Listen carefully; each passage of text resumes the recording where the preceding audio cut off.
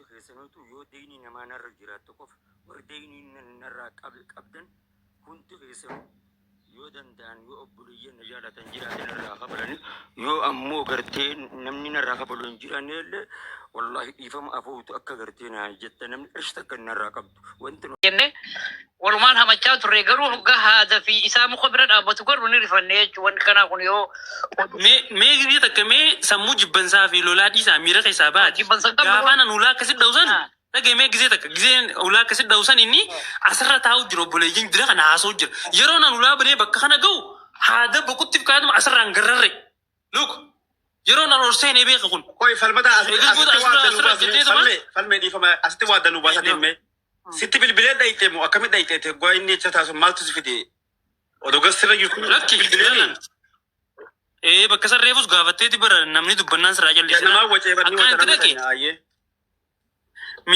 miidiyaa anis taa'etumaan jala laalaa turee miree galgala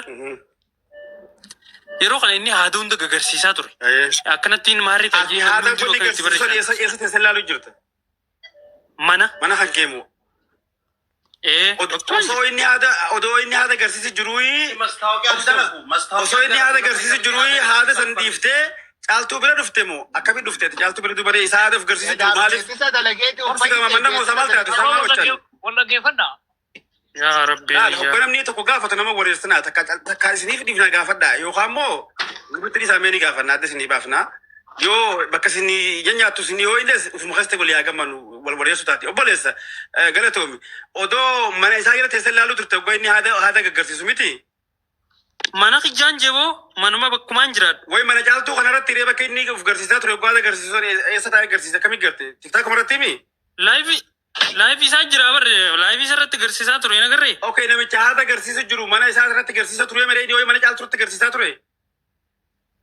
Mana caaltu garsaan ture. Maal gootaa dhiiftee hoggosan dhayitee isa seef godhuu dursamoo mana caaltu maaliif dhuftaree tagenis bilbilu mana caaltuutti maal goota hoggosan maal dhayitee isa seef hin godhin. Laal mucaa takka ta caaltu bira ol seentee haasoo jirtu ol naquu didee nama hundaa'u inni nama tokkollee ol naquu didee caaltuun faan itti bilbiluu jiran firiidam faan itti bilbiluu jiranimi saniin dhagaa khasifni mu jira barka bi ana nama biraa dubbatee abshii saadii gedhaa buutu sirraa qabee uffata musuraa godhe. Nama hundaa'u ol naquu dideemi sanboota akkaan jeenan ol baasee karaa mana isaatiin deemu jiraatiti. Namaatitu an jala kana barreessinaan falmata ol naqaa jaaniin na ol naqan karaa mana isaatiin deemu jiraatiti. Isiniin garsiisaati qo'amee waan jiraan adda isinii baasaa jechaatiin dhufe. Osumaan deemu jiru gastee kanarra osoo hin jiru na bilbilee inni nu akkaan gastee kana jiru wallee arkeesin isaan beekne na bilbileemi. Yeroo inni bilbilee screenshot godhee amma background godhee isin garsiisu yeroo mana asirraa gabbuu eessanii jechuudha. Falmata ganamaa gaafii qabanna biraalleedha. Ni gaafatamu. Dubbadhaa hamaara koo. Bayaan kun tara lama uffannisuudha. Taraa mana hidhaati fi ammas falmatumaan dhaqqabeettan akka difaalmadanitti emergency magaaluma san namni biraan jiru kan itti bilbilatu maamma bayaan bilbila falmataa qofa qaba. So ammas namni hojjeessu deemu laayivii banatee na dhaqqabaadha akkamija nama biraatu argee aboo namni kun ufajjeesee dhaqqabaa jaamu abbumaatu na dhaqqabaa jee iimoodhaan ammas macarrashaa nuzzaazee darasaa isatti yaada kennatuudha isaa iimoorra jiruun dhaqqabee je. Deemuuf hin deemaa salaamtaa dhumaa isitti dhaammadha jeetti dhufee jee gareetti dhaammatee jedhanii tasanii amma tun tagareeti tantee qoy itti deebita gaa'e tantee dhunfitan itti biraa hin bantu. Osonaan mana isatti deemuun mana caaltuu jala dhufee jette. Maamma bayaan haada qabatee uffanni suu deemu mana caaltuu jala qalbii maaltu si fideeti. Kana wanni hin jufsi qofaa miti. Nu biras erga bakka mana naanaatti turre gastirra turre cufnee dhufne as nuti. Faami. Obsiga. Ayyaayee faami waanis hin jiru faami. Waanis deebisu faami qaabbilee sakhi. Nama ol naquutti hin jiru namoonni qofa nama ol naquutti dideetiin kun isaan irra gadhaami. Nama ol naqu tokko ol naquutti hin jiru.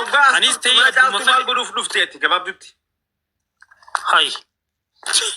Online irraa bari isaanis akkasumatti waanuma kana dubbachuu jiranii bari itti bilbiluu jiranii eenyumaatutu na ilaa kaasa freedom taraa meeqa gabbuyeettiin bilbila jee rakkachuu jiranii ana adda isinii baasaan jeen karaa mana isaatiin deemu jira akkasuma isiniin hin jenne.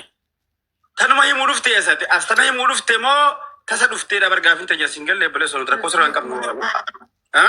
Taasaan dhufne kan caaltuu fooloo godheen jira gizeen isin mana bantinumaan dhufe maal isin tasa dhufa dhimma kana haasoo jiranii.